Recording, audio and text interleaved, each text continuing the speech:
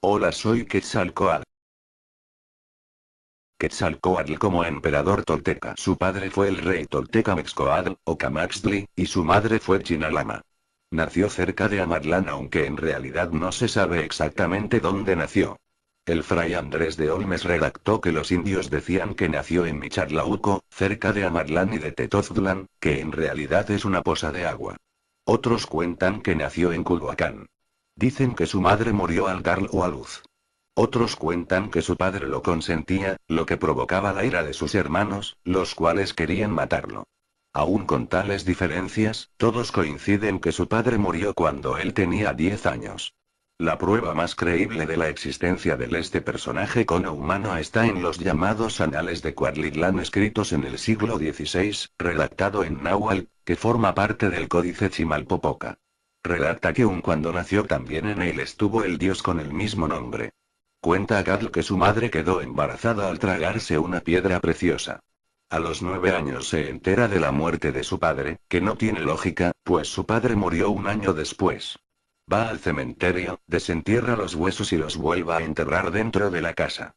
Y a los 12 años Gadl llega a Toyancingo, Tulancingo, Hidalgo, donde vivió 4 años en la casa que él mismo fabricó.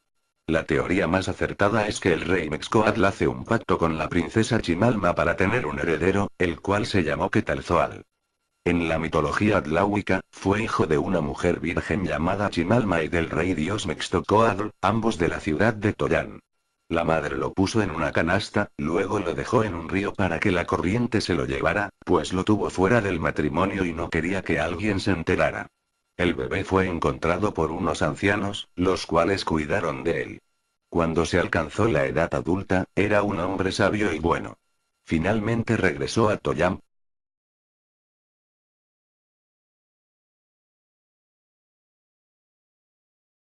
Quetzalcóatl como dios.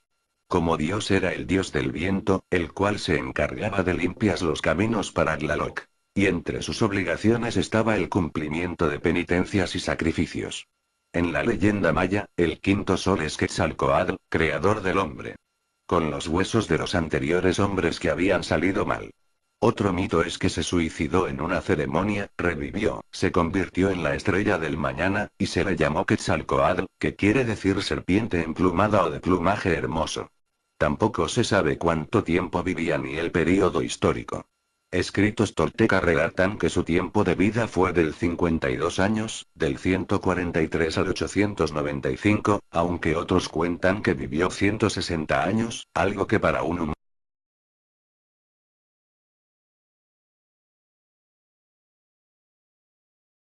como hombre venido de Oriente. En las crónicas del explorador Díaz de Bernal, cuenta que cuando llegó Cortés al imperio azteca, Moctezuma lo llenó de regalos, como piedras preciosas y oro.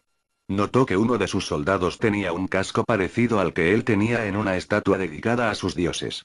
Entonces llevó a los españoles al templo y les enseñó el mencionado artefacto, y en efecto, ambos cascos se parecían mucho, con la diferencia en modelo, ya que al parecer el casco mesoamericano era vikingo.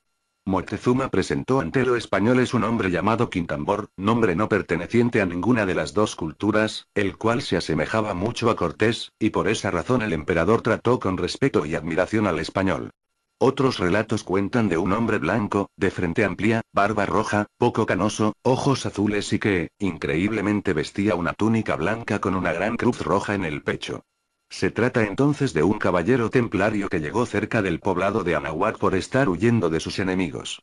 Tal vez por esa razón cuando los católicos llegaron a Mesoamérica se sorprendieron, pues observaron que las costumbres religiosas entre ambos mundos no eran tan distintas, y por lo tanto, la imposición del catolicismo. Mitos. Fue un hombre que les enseñó a los demás a manejar los metales, orfebrería, astrología, según bebió pulque, se emborrachó, cometió actos en contra de sus principios, y en la mañana siguiente, al recordar lo que había hecho se fue hacia el Golfo.